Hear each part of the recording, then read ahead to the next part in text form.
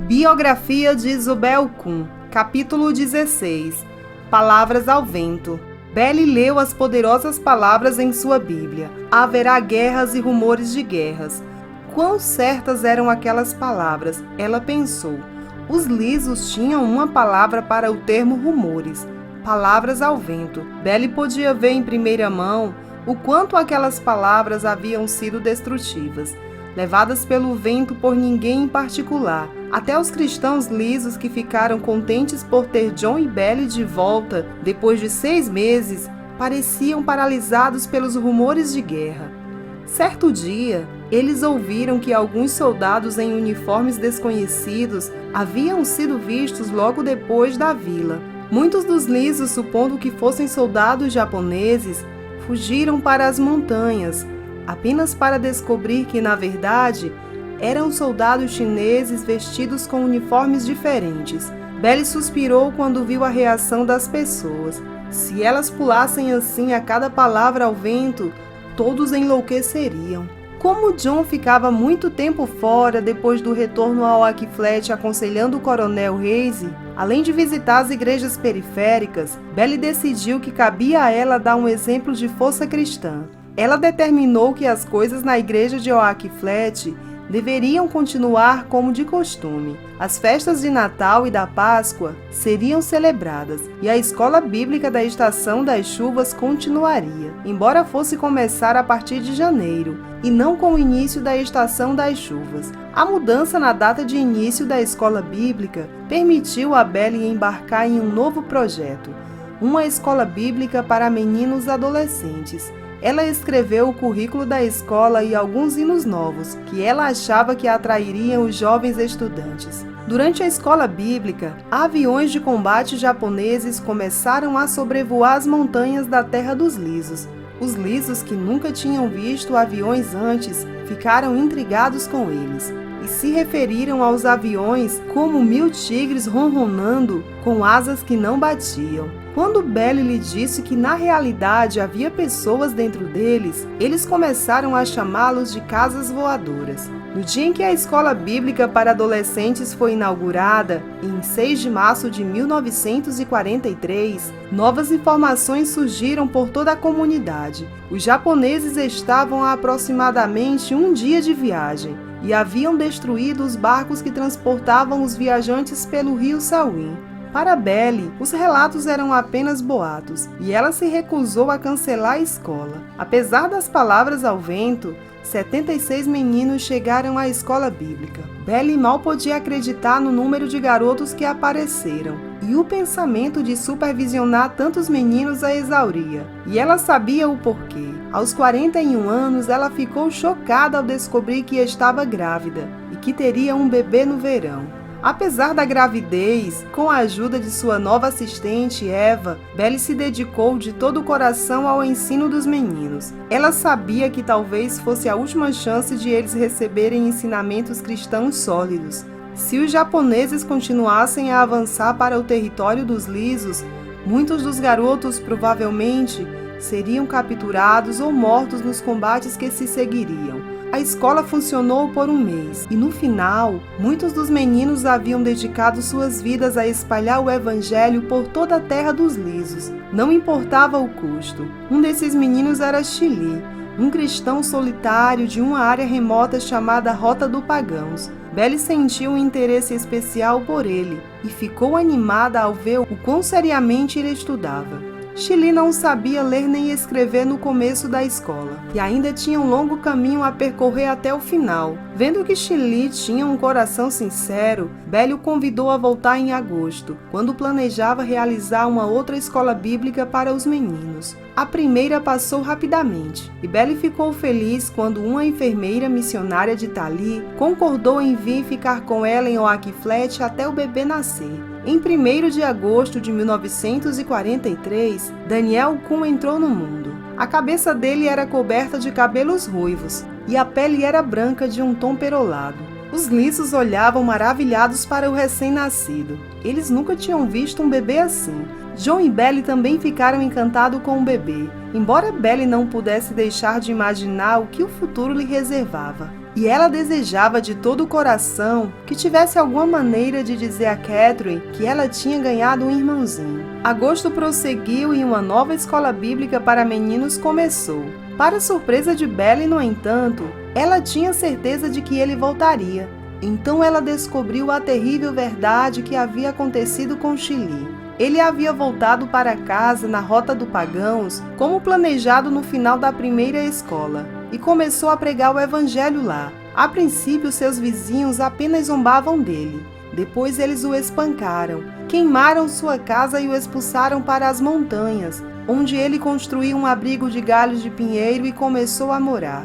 Pouco tempo depois, ele contraiu malária e acabou morrendo. Aquela foi uma notícia muito difícil para Belly, e ela se consolou com o pensamento de que Chili estava na glória, juntamente com Medomepa, com Romaí e com tantos outros fiéis cristãos lisos. A tensão de viver sob a constante ameaça da invasão japonesa continuava, e centenas de tropas chinesas foram enviadas para a área. Isso trazia consigo seu próprio conjunto de problemas, pois os lisos recebiam ordens para alimentar e abrigar as tropas chinesas. E como os cristãos nas aldeias eram os membros mais confiáveis da comunidade, o ônus de fazer a comida recaiu injustamente sobre eles. No entanto, a alegria deles, mesmo sob pressão, animava Belly.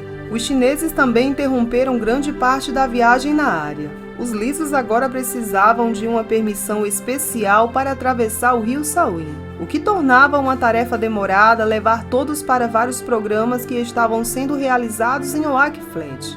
Ainda assim, Belly continuava. John passava muito tempo cumprindo seus deveres como conselheiro do coronel, além de supervisionar o trabalho da missão na província de Yunnan, a oeste. Durante sua ausência, Belly decidiu realizar uma escola bíblica para meninas em fevereiro de 1944, seguida de outra escola para os meninos. Dada a situação tensa no vale do rio Salween, nenhum suprimento chegava ao Oak Flat há meses. Por conta disso, os alunos das escolas bíblicas não tinham lápis nem papel para usar, e a resposta veio do céu. Literalmente, 5 soldados americanos saltaram de paraquedas no vale do rio Salween e chegaram ao Oak Flat. Os soldados estavam em uma missão secreta sobre a qual disseram não poder contar nada a Belly. No entanto, Belly os levou até a vila e deu a todos uma refeição saudável. Quando deixaram Oak Flat, os 5 americanos perguntaram se havia algo que eles pudessem fazer por ela. Belly perguntou se eles poderiam encontrar alguns artigos de papelaria para os alunos, e dentro de alguns dias, uma entrega especial de papel, lápis, canetas e tintas chegou ao Oak Flat. No outono, Belly recebeu as melhores notícias possíveis. Catherine estava nos Estados Unidos. Os japoneses haviam repatriado a garota e muitos outros dos filhos dos missionários da missão para seus países de origem. Belly sentiu um grande peso sair sobre si. Ela agradeceu a Deus, pois restavam apenas alguns meses agora para que ela, John e o bebê Danny voltassem para casa de licença. No Natal, se Deus quisesse, a família Kun estaria novamente reunida. No outono, o pensamento de logo se reunir com Catherine estimulou Belly. Como a China estava agora fechada para missionários, Belly não tinha certeza se algum dia voltaria ao território dos lisos. Ela fez todo o possível para se certificar de que ensinara e alcançara o maior número possível de pessoas antes de deixar o Oak Flat. Em outubro de 1944, chegou a hora da família Kun partir. A viagem para casa com uma criança de 1 ano foi mais cansativa do que Belly poderia imaginar. A família viajou das montanhas até Kunming e depois embarcou em um avião que os levou por sobre o Himalaia até a Índia, onde embarcou em um navio com as tropas que levavam os refugiados para os Estados Unidos. A viagem pelo Oceano Índico e depois pelo Pacífico levou 36 dias, diferentes da viagem relaxantes que Belly já havia feito, tanto para ir quanto para voltar da China. Essa viagem fora angustiante. O navio com as tropas estavam abarrotados de pessoas. O capitão proibira qualquer um de subir ao convés. Daniel chorou de cólica a maior parte do caminho. e os homens ficaram separados das mulheres. Belle via John apenas 2 horas por dia. Quando o navio atracou, Belle e John estavam completamente exaustos. No entanto, o espírito de Belle logo foi reavivado quando ela conseguiu falar com Catherine por telefone. Sua filha estava com amigos na Pensilvânia. Belle começou a contar os dias até que se reunissem novamente. As cólicas de Danny não melhoraram durante a viagem de trem pelos Estados Unidos, mas os pensamentos de Belle não estavam no choro constante do filho, mas sim em ver novamente sua filha, agora com 13 anos de idade. Quando Belle finalmente chegou à Pensilvânia, mãe e filha se abraçaram por um longo tempo, tremendamente emocionadas. Belle ficou emocionada com a adorável jovem que Catherine estava se tornando. Catherine amava seu irmão Danny e era de grande ajuda para Belle ao entretê-lo. Ainda assim, ficar na casa de outras pessoas com uma criança era cansativo para Belle, que ansiava por uma casa própria, com um quintal cercado que Danny pudesse explorar conforme desejasse. E foi exatamente isso que ela conseguiu. O valor de $2.000 em ações, que ela e John decidiram não trocar da herança que seu pai havia deixado, rendera muito, e aumentara $6.000. John e Belle venderam as ações e usaram o dinheiro para comprar uma pequena casa, em Dallas, onde John começou a estudar no Seminário Teológico de Dallas, entre viagens itinerantes para a missão nos Estados Unidos. É claro que Belle, sendo quem era, tinha que fazer algo para ajudar o povo liso, mesmo que a quilômetros de distância. Enquanto Danny tirava uma soneca durante o dia, ela pegava sua máquina de escrever e trabalhava em um novo projeto. Ela estava escrevendo um livro intitulado Ninhos sobre Abismo. O livro contava a história de muitos dos valentes cristãos lisos que ela conhecera. Enquanto escrevia, ela se emocionava muito, pois lembrava de Romaí, Medomipa e Xilim. A saudade inundava seu coração. Belle tentava captar no papel os espíritos corajosos daquelas pessoas tão especiais. Em 6 de agosto de 1945, John e Belle descobriram através do rádio que os Estados Unidos haviam lançado uma bomba atômica na cidade japonesa de Hiroshima. 3 dias depois, descobriram que uma segunda bomba atômica havia sido lançada, desta vez em Nagasaki. Eles esperaram para ver como o Japão reagiria e foram aliviados quando, em 15 de agosto, o Japão anunciou sua rendição aos aliados. A Segunda Guerra Mundial finalmente chegara ao fim. Belle saltou um suspiro de alívio. Ela veria a Terra dos Lisos mais uma vez. Com a rendição do Japão, as coisas mudaram rapidamente para John e Belle. A China estava novamente aberta para os missionários, e a missão para o interior da China pediu aos superintendentes da área, incluindo John, que retornassem à China imediatamente, um ano antes do restante de suas famílias. Em janeiro de 1946, John deu um beijo de despedida em toda a sua família e partiu para a China. Belle e os filhos ficaram em Dallas por um ano depois que John partira, com Belle terminando o manuscrito e organizando sua publicação. Então chegou a hora da família Kuhn voltar para a China também. Belle vendeu a casa para a primeira pessoa que veio visitar, por mais dinheiro do que ela e John haviam comprado. Belle e Danny deveriam partir de Houston para a China. Primeiro a família teve que viajar até Pensilvânia, onde Catherine ficaria para trás com amigos até terminar o ensino médio nos Estados Unidos.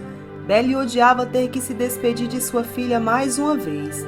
No entanto, ela já havia aprendido que parte de ser missionária significava dizer adeus a pessoas que amamos. Da Pensilvânia, Belle e Danny, agora com 3 anos, pegaram o trem de volta para Houston, onde embarcaram no Joseph Lee, um cargueiro decrépito, mas o único navio disponível para a viagem até a China.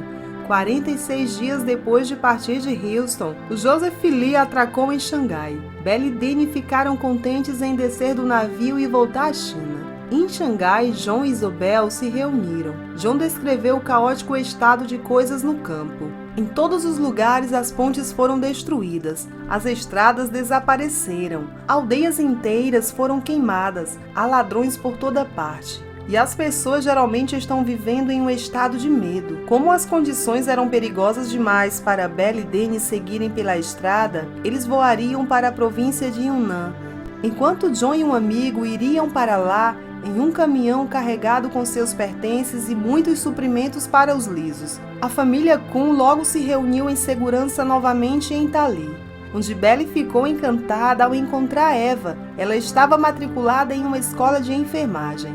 Assim que Eva viu Belly, ela pediu permissão para deixar a escola de enfermagem e retornar aos lisos com os Kuhns. Belly ficou tentada a ceder o pedido de Eva, pois ela era muito trabalhadora e esforçada, além de ser uma boa amiga, mas resistiu à tentação. Ela disse a Eva que ela precisava ficar e terminar a escola, e depois poderia se juntar a eles novamente em Oakflat. John tinha alguns negócios para cuidar na província de Yunnan, no oeste, e não podia partir imediatamente e retornar para a terra dos lisos. No entanto, como Belly estava ansiosa para voltar para lá o mais rápido possível, John conseguiu um guia para escoltar Belly e Danny até a casa em Oakflat. No final da jornada, quando Belly e seu filho estavam se aproximando de Oakflat, um grupo de cristãos correu para encontrá-los. Eles levaram Danny ao longo da última etapa da jornada em um cavalo branco com os sinos de prata nas rédeas. Belly sorriu quando Danny acenou do alto do cavalo.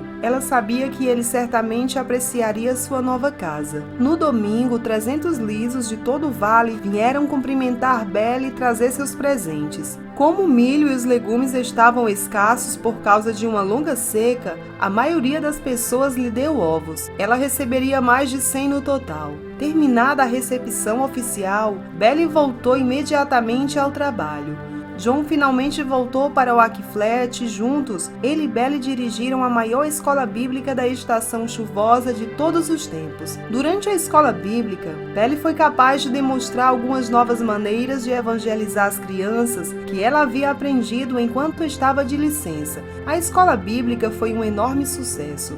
Mas assim que terminou, John estava novamente na estrada para cuidar de mais negócios da missão. Assim que John partiu, Belly começou a se sentir sozinha mais do que nunca se sentira antes. Ela e seu filho eram os únicos europeus em quilômetros, e agora a criança havia contraído febre tifoide. Na maioria das vezes a doença era uma assassina, e Belly orava fervorosamente para que ela não tirasse a vida de seu filho. Noite após noite ela se sentava com ele limpando sua testa com água fria e umedecendo seus lábios ressecados com um bálsamo. Belly não teve tempo de pedir ajuda. Tudo o que ela podia fazer era orar para que seu filho tivesse forças para combater a doença em seu corpo. E foi isso que aconteceu.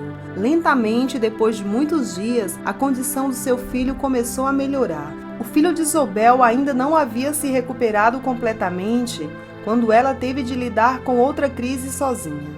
Enquanto os Kuhns estavam fora de licença, alguns dos cristãos da igreja optaram por buscar posições de poder na vila, mesmo que isso significasse deixar para trás seus princípios cristãos. Um dos que assim procedera era um homem chamado Ken Densempa, que decidiu que seu filho merecia ser professor na nova escola cristã que havia sido criada, embora ninguém mais pensasse que seu filho estava apto para o trabalho. O missionário residente teria que aprovar a nomeação, mas Belly se recusava a fazê-lo. Em vez de concordar com a decisão de Belly e dos anciãos da igreja, Ken Densempa usou a força e a astúcia para tentar conseguir o que queria. Primeiro ele tentou amedrontar Belly a recomendar seu filho para o trabalho. Certa noite, Belly ouviu homens do lado de fora da janela. Eles estavam se comunicando usando gritos de pássaros. Belly ficou apavorada. Ela se arrastou até a cama de seu filho e se deitou ao seu lado.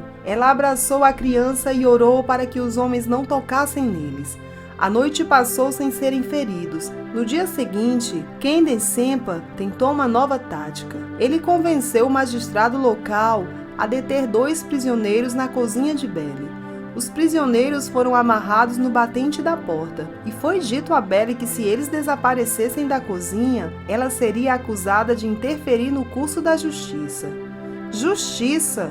Belly bufou, irritada com a forma como um homem que se dizia cristão podia se curvar para fazer tal atrocidade, só para garantir um emprego de professor para seu filho. Ainda assim, ela decidiu que não seria prudente tocar nos prisioneiros, que ficaram presos em sua cozinha por vários dias até John voltar, a fim de libertar os prisioneiros e lidar com a situação. Belly ficou aliviada por ter sua cabana para si mesma novamente. mas no fundo ela podia ver que os ventos da mudança estavam soprando no vale do rio Salween. O caos na China após a derrota dos japoneses agora se transformaram em uma guerra civil entre os chineses nacionalistas e os comunistas. Com o passar do tempo, trechos de notícias chegavam ao Akflet. Parecia que os comunistas estavam ganhando vantagem no combate e agora controlavam cada vez mais o interior da China. Lentamente chegaram os relatórios de que os comunistas estavam operando nas montanhas e nos vales do oeste de Yunnan. Alguns dos relatórios nada mais eram do que rumores. No entanto, alguns eram reais, bem reais. Parecia que os comunistas tinham uma estratégia para dominar as aldeias. Primeiro, eles deixavam bandidos aterrorizarem as aldeias, matando pessoas e roubando seus pertences. Sua brutalidade chocava a população local de tal forma que, quando os soldados comunistas vinham libertar sua aldeia do bando de bandidos, os moradores ficavam tão agradecidos que entregavam sua lealdade ao comunismo. Até mesmo vários cristãos estavam tomando essa atitude, para grande desgosto de Belle. Agora os comunistas estavam começando a usar essa prática ao longo do vale do rio Salween. Pouco antes do Natal de 1948, Belle teve de concordar com os homens cristãos da vila. Não era mais seguro para ela e seu filho ficarem sozinhos em Oakflet. Os homens disseram que ela estaria mais segura do lado oeste, na Vila das Oliveiras. Lúcius, um ancião da igreja, construiu uma casa para Belle ao lado de sua própria casa, na trilha que levava ao centro da cidade. Belle ficou aliviada por ter se mudado quando soube que na véspera do Natal, um bando de bandidos a procuraram em Oakflet. Quando não a encontraram, voltaram sua atenção para a localidade de ação mais próxima. Na calada da noite, eles lançaram granadas de mão nos aldeões adormecidos, chegando a matar 13 homens e ferindo muito mais. Após esse incidente, muitas pessoas começaram a pedir a Belle que deixasse o vale do rio Salween por completo, antes que mais violência surgisse. Belle sabia muito bem que missionários na missão em toda a China estavam sendo perseguidos, e alguns até mortos pelos comunistas. De fato, parecia a Belle que era apenas uma questão de tempo até que os comunistas finalmente adquirissem controle total sobre toda a China. Entretanto, até que aquele momento surgisse, ela queria usar todos os minutos disponíveis para alcançar o maior número possível de lisos com o Evangelho.